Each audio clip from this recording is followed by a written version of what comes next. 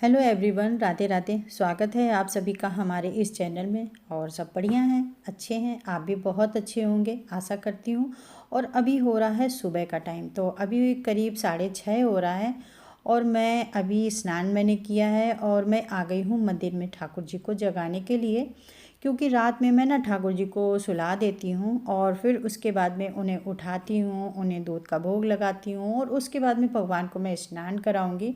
और अभी हमारे यहाँ ना एक छोटे से ठाकुर जी और आए हुए हैं, तो उनकी भी सेवा मेरे लिए अभी हो गई है। देखिए कब तक हमारे पास रहते हैं और जब तक रहेंगे, सच बताऊं मुझे बहुत अच्छा लगता है जब मेरे यहाँ कोई छोटे से ठाकुर जी घर में आते हैं। तो अभी मैं उनकी सेवा करूँगी और उन्हें मैं उठाऊँगी, उनका मुंह साफ़ करूँगी गीले कपड़े से और फिर उन्हें दूध का भोग में लगा दूँगी। उसके बाद में थोड़ी बहुत साफ़ सफाई जो मंदिर की रहती है मैं वो करूँगी। और जो साफ़ सफाई होती है वो तो मैं खैर रोज़ ही कर देती हूँ। अभी सर्दियाँ चल रही हैं तो मौसम थोड़ा ठंडा हो गया है, तो ठाकुर जी को मैं थोड़ा लेट उठाती हूँ, फिर उनको स्नान कराती हूँ। लेकिन मुझे आज मंदिर की भी साफ़ सफाई करनी है और युगल किशोर को भी स्नान कराना है, राधा कृष्ण को। तो इसलिए मैं ना आज थोड़ा मैंने जल्दी नहा लिया है और ठाकुर जी को भी मैंने उठा दिया है, क्योंकि आज मुझे थोड़ा सा मंदिर में समय लग जाएगा। और जब समय लगता है तो मैं थोड़ा सा जल्दी उठ जाती हूँ, क्योंकि उसके बाद में फिर घर के थोड़े काम रहते हैं, तो फिर पूजा करने का समय नहीं रहता है। तो थोड़ा सा अगर मैं जल्दी उठ जाती हूँ और उसके बाद में भगवान को जब मुझे स्नान कराना होता है तो मैं थोड़ा सा जल्दी आ जाती हूँ मंदिर में, क्योंकि मुझे बहुत मंदिर में काम रहता है।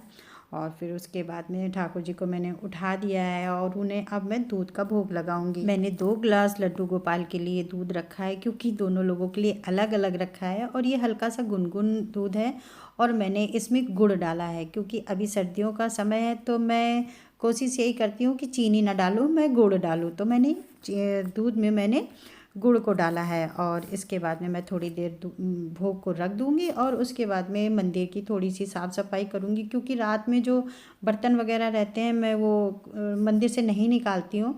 अगर समय मिलता है रात में तो उनको धुल के भी रख देती हूँ और फिर उसके बाद में थोड़ा बहुत जो भी मंदिर का काम है उसको करने के बाद में अब जो भी बर्तन हैं वो सब ले जाके उन्हें अच्छे से क्लीन करूँगी और उसके बाद में मैं आऊँगी मंदिर की साफ़ सफाई और ठाकुर जी को स्नान कराने।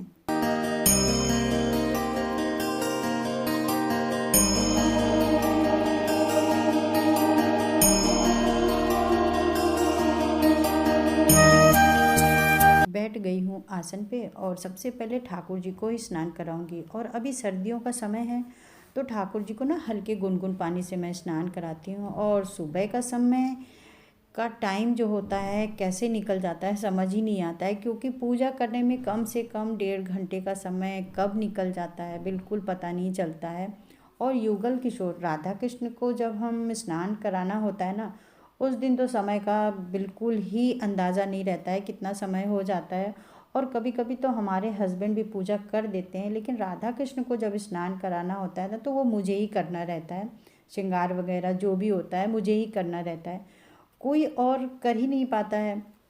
लेकिन रोज़ की जो पूजा होती है जब राधा कृष्ण को स्नान नहीं कराना होता है तो टाइम बिल्कुल नहीं लगता है, और रोज़ की पूजा बस जैसा टाइम होता है वैसा मैं कर देती हूँ। और अभी भगवान को गर्म कपड़े पहना देती हूँ, क्योंकि अभी ना ठंड होने लगी है।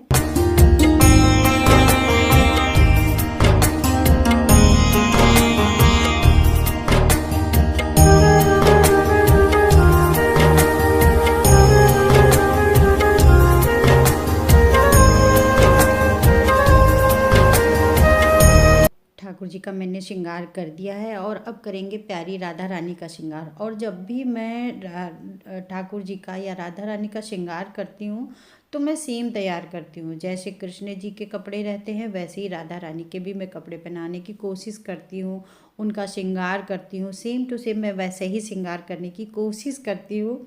होता है ये नहीं होता है ये ठाकुर जी की मर्जी है।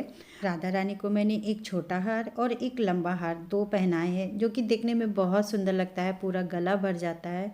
और राधा रानी के पास मेरे 2 तरह के बाल हैं, एक खुले हुए बाल है और एक चोटी है।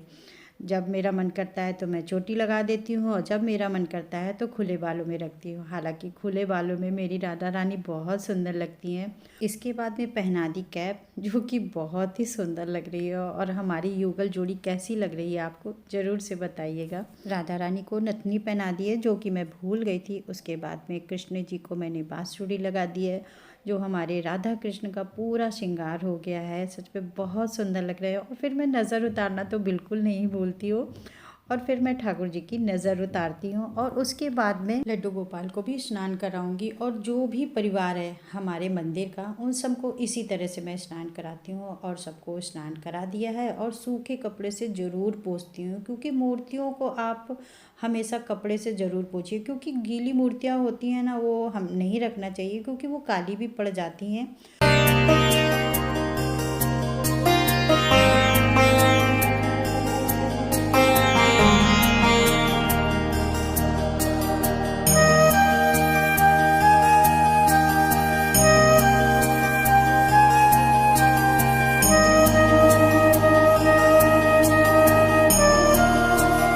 स्नान कराने के बाद में जो भी जल निकलता है उसको मैं किसी पेड़ में फिर डाल देती हूँ। और उसके बाद में तस्वीरों को मैं ना इसी तरह से रोज़ अच्छे से गीले कपड़े से पोंछती हूँ। और अभी तो मैं मंदिर साफ़ कर रही हूँ, तो इनको नीचे उतार लिया है, तो अच्छे से साफ़ कर रही हूँ। नहीं तो जहाँ विराजमान रहती हैं मैं वहीं पर गीले कपड़े से इनके अच्छे से साफ़ कर देती हूँ। तस्वीरों में मैं हमेशा माला को इसी तरह पहनाती हूँ, क्योंकि फिर ये गिरते नहीं हैं और मजबूती से लगे रहते हैं, क्योंकि तस्वीरों को माला पहना बहुत डिफ़िकल्ट होता है। तो मैं जब इस तरह से पहनाती हूँ तो वो बिल्कुल गिरता नहीं है और अच्छे से लगा रहता है। भगवान का जो घर होता है ना, वो बहुत ही साफ़ और सुंदर होना चाहिए। जहाँ हमारे भगवान होते हैं वहाँ तो बिल्कुल ही गंदा नहीं होना चाहिए। तो इसी तरह से मैं सारी तस्वीरें रोज़ पोंछ देती हूँ गीले कपड़े से, जिससे इसमें धूल बिल्कुल नहीं जमती है, ताकि मेरी जो तस्वीरें हैं भगवान की वो चमकती रहें, बस धूल ना जमे। कोशिश बस मैं यही करती हूँ। अगर आप भगवान की मूर्ति या तस्वीर रखते हैं तो आप उनमें धूल बिल्कुल नहीं जमनी चाहिए। अगर आप नहीं कर सकते हैं मत रखिए, घर में कोई ज़रूरत नहीं है। अगर आप रोज़ सेवा नहीं कर पा रही हैं तो मत रखिए, लेकिन अगर आप खरीद के लाते हैं मूर्ति या तस्वीर तो उनका ध्यान रखना भी आपका कर्तव्य बन जाता है। और मंदिर को मैं रोज़ ही क्लीन करती हूँ, थोड़ा बहुत ही करूँ लेकिन करती ज़रूर हूँ, क्योंकि जहाँ हमारे भगवान विराजमान होते हैं उस जगह को साफ और स्वच्छ होना चाहिए। और मंदिर एक ऐसी जगह है जहाँ थोड़ा समय हम बिताते हैं, एक मन को सुकून मिलता है, शांति मिलती है। इसलिए ना हमें मंदिर को ज़रूर से साफ़ सुथरा करना चाहिए। और क्योंकि डेली हम पूजा करते हैं तो कुछ बहुत फैल ही जाता है, तो डेली सफाई करना बहुत ज़रूरी हो जाता है। तो इसी तरह से मैं मंदिर को गीले कपड़े से पोंछ देती हूँ, और जब कपड़ा गंदा हो जाता है तो कपड़े को भी 1-2 दिन में मैं बदल देती हूँ। गीले कपड़े से ना साफ़ करो ना तो एक तो इसमें पेपर बिछा हुआ है, जिससे ज़रा सी भी जो धूल होती है ना दिख जाती है, क्योंकि हमारे घर में धूल कुछ ज़्यादा ही आती है। क्योंकि हमारा जो मंदिर है ना वो आंगन में है, और आंगन में जाल है, वो भी छोटा नहीं बहुत बड़ा जाल पड़ा है, तो ना धूल वहाँ से बहुत आती है। और पूजा में जितना भी सामान मेरा ज़रूरी वाला होता है ना, तो मैंने इस तरह से एक छोटी सी जगह है, इस पर मैं रख देती हूँ, जिससे बार बार मुझे उठना नहीं पड़ता है, और ठाकुर जी की सेवा भी मेरी आराम से हो जाती है। क्योंकि पूजा करते समय बार बार उठना ना सच में बिल्कुल अच्छा नहीं लगता है। और हो गया है नीट एंड क्लीन भगवान का घर। अब सभी देवी देवताओं को आसन लगा दूंगी, क्योंकि बिना आसन के मैं भगवान को नहीं रखती हूँ। सभी भगवान को मैं आसन देती हूँ, और सबसे पहले मैं तस्वीरों को लगा दूंगी। गणेश जी और लक्ष्मी जी को भी मैंने विराजमान कर दिया है। ये आसन लड्डू गोपाल का है, तो मैंने इसमें गणेश जी को आसन दिया है। ये 2 मिट्टी के हाथी हैं जो मैं दीपावली में लेकर आई थी, तब से मंदिर में ही रखे हुए हैं। लक्ष्मी जी के पास मैंने रख दिए हैं। देखिए, पूजा करने में 1-1.5 घंटे का पता ही नहीं चलता है कैसे निकल जाता है। और ये जो पल होता है ना भगवान के साथ, बहुत सुकून वाला पल होता है। और सुबह सुबह भगवान के साथ समय बिताने का समय मिल जाता है। पूजा के सारे नहीं तो पूरे दिन अपने घर गृहस्थी में निकल ही जाता है। और जब सब भगवान एक साथ विराजमान होते हैं ना, तो सच में बहुत अच्छा लगता है। जैसे एक बड़ी फैमिली एक साथ बहुत अच्छी लगती है, वैसे ही ना भगवान भी बहुत अच्छे लगते हैं सारे। भगवान को ना मैंने अच्छे से विराजमान कर दिया है। और मेरा मंदिर है ना वो बहुत छोटा है, बहुत बड़ा नहीं है। सभी भगवान को मैंने सिंहासन पर मैंने बैठा दिया है, और सभी भगवानों को मैं इसी तरह विराजमान करती हूँ। सारी तस्वीरों पर मैं रोज़ चंदन लगाती हूँ। तो कैसा लग रहा है मेरा मंदिर। और जब मंदिर मेरा गंदा हो जाता है तो मैं इसे पेंट कर देती हूँ। अभी मैंने दीपावली में ही पेंट किया था। और मेरे ठाकुर जी कैसे लग रहे हैं। बस जितनी भी सेवा करें ठाकुर जी की, मन से करें, बहुत ज़्यादा सुकून और शांति मिलती है।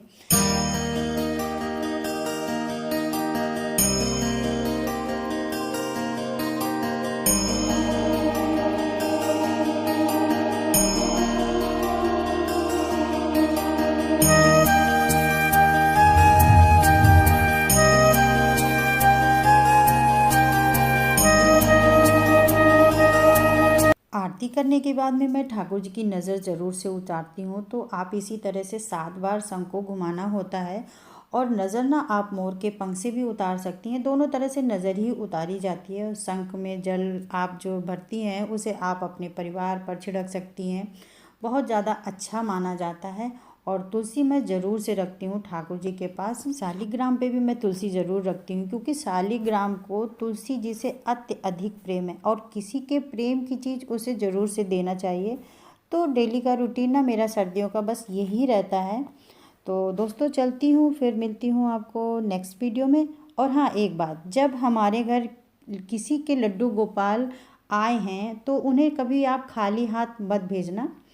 अपने सामर्थ्य के अनुसार आप उन्हें कपड़े, खिलौने, पैसे, 21-51 रुपए जो भी आपसे बन पड़े आप उन्हें देकर विदा करें।